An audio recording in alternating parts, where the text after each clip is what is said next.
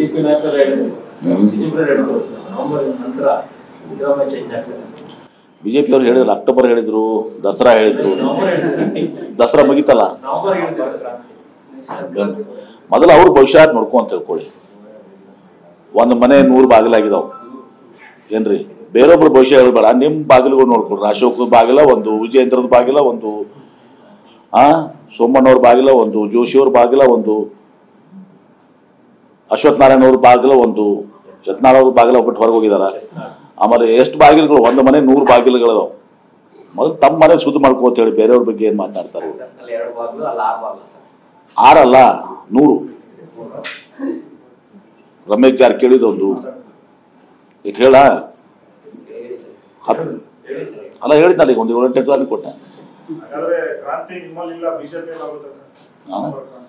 ಕ್ರಾಂತಿ ಎಲ್ಲ ಮುಗಿದು ಹೋಗ್ಬಿಟ್ಟಿದೆ. ಅಲ್ಲಿ 100 ಬಾಗಿಲುಗಳಾಗಿ ಎಲ್ಲ ಉಳಿದಿಲ್ಲ ಏನೋ ಪಕ್ಷದಲ್ಲಿ. ಕ್ರಾಂತಿ ಏನ್ ಮಾಡ್ತಾರಲ್ಲ, 100 ಬಾಗಿಲಾಗಿರೋ ಮ್ಯಾಗ ಕ್ರಾಂತಿ ಏನ್ ಬರ್ತದೆ? ಬಿಜೆಪಿ ನಾಯಕರು ಹೇಳಿದ್ರು ನವೆಂಬರ್ ನಂತರ ಸಿದ್ದರಾಮಯ್ಯ ಚೇಂಜ್ ಆಗ್ತಾರೆ. ಬಿಜೆಪಿ ಅವರು ಹೇಳಿದ್ರು, ಅಕ್ಟೋಬರ್ ಹೇಳಿದ್ರು, ದಸರಾ ಹೇಳಿದ್ರು. ದಸರಾ ಮುಗಿತಲ್ಲ, ಮೊದಲು ಅವ್ರ ಭವಿಷ್ಯ ನೋಡ್ಕೊ ಅಂತ ತಿಳ್ಕೊಳ್ಳಿ.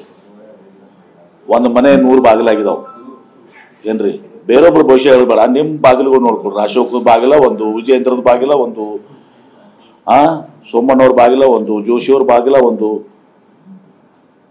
ಅಶ್ವಥ್ ನಾರಾಯಣ ಅವ್ರ ಬಾಗಿಲ ಒಂದು, ಯತ್ನಾಳ್ ಅವ್ರ ಬಾಗಿಲ ಬಿಟ್ಟು ಹೊರಗೆ ಹೋಗಿದಾರ.